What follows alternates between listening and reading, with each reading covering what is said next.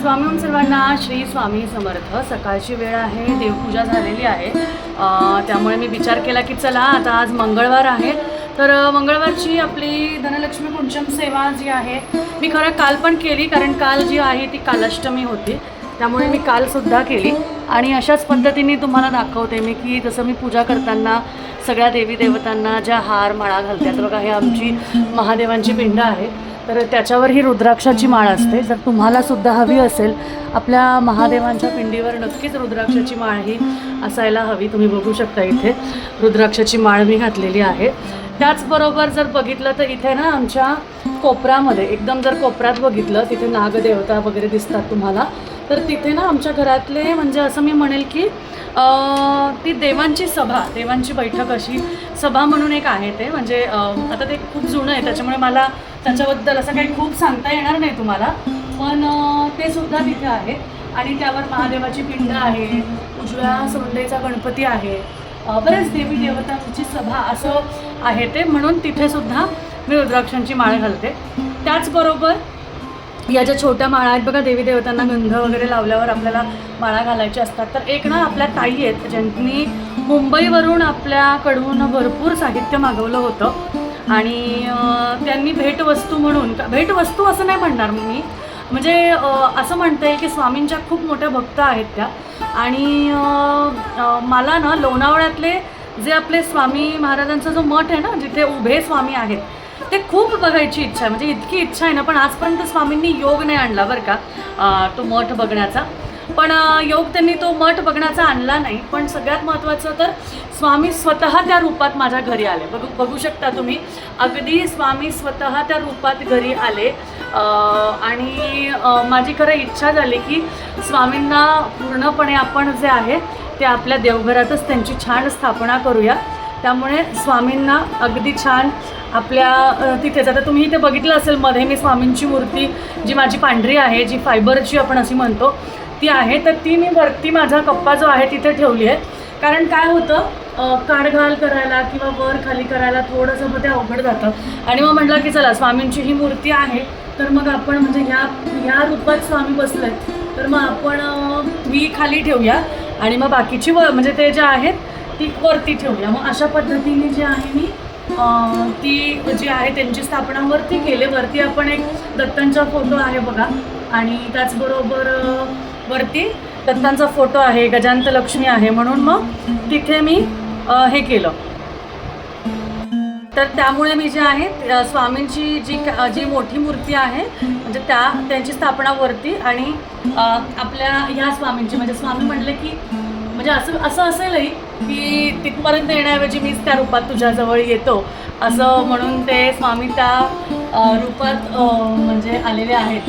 म्हणून मी आवर्जून म्हणजे मी मागच्या गुरुवारी मला वाटतं मी स्वामींची ही जी मूर्ती आहे ही वरतीच ठेवली होती, पण काय माहिती त्यांचीच आज्ञा की असं खाली आपल्याला घ्यायला हवं, म्हणून मग मी ती खाली घेतली. अशा पद्धतीने जे आहे ती बघा, मी आपल्या कुलदेवीला, कुलदेवतांना, आपल्या सगळ्या देवतांना ह्या मोतीच्या माळा घालत असते. त्याचबरोबर ही कवड्यांची माळ आहे बघा. आपल्या कुलदेवीची जी मूर्ती वगैरे असेल ना आपल्याकडे, आता माझ्याकडे बघा तुम्ही तिथं बघू शकता, ही आपल्या तुळजाभवानी आईची मूर्ती आहे, ज्यांची आम्ही नवरात्रात खूप छान पूजा करतो, तर त्यांच्यासाठी ही जी कवड्यांची माळ आहे, म्हणजे तुमच्या घरात जर तुळजाभवानी आईची, माझ्याकडे मूळ तुळजाभवानीची नाही तर आमच्याकडे ही आहे, खूप जुनी मूर्ती आमच्याकडे आहे, त्यामुळे त्यांच्यासाठी मी ती छोटी माळ घेतली आहे. तुम्हाला हवी असेल तर तुम्ही पण घेऊ शकता. आता इथे तुम्ही बघू शकता, इथे लक्ष्मी आहे, ही चांदीची लक्ष्मी मूर्ती आहे बरं का.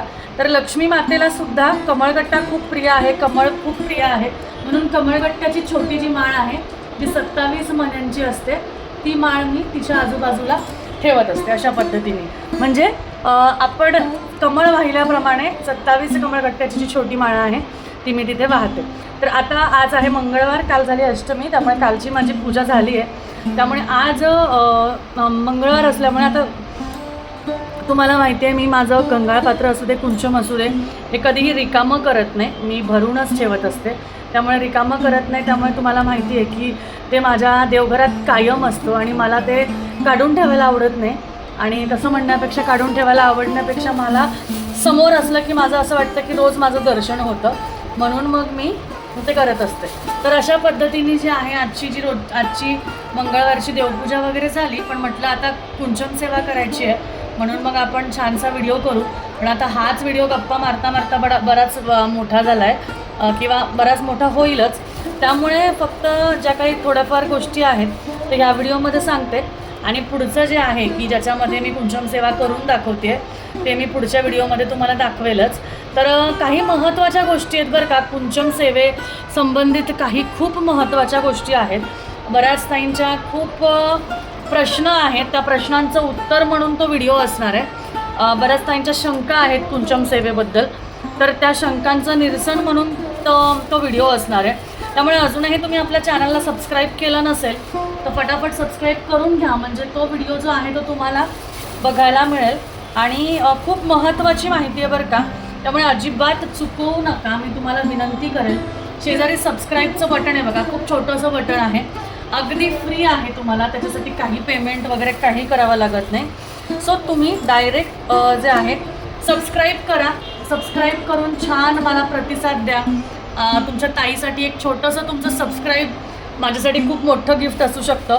मला अजून तुमच्याकडून काहीही नको, बऱ्याच ताई येताना घेऊन येतात, स्वामींसाठी आणा म्हणत असते मी, पण माझ्यासाठी काहीच नको.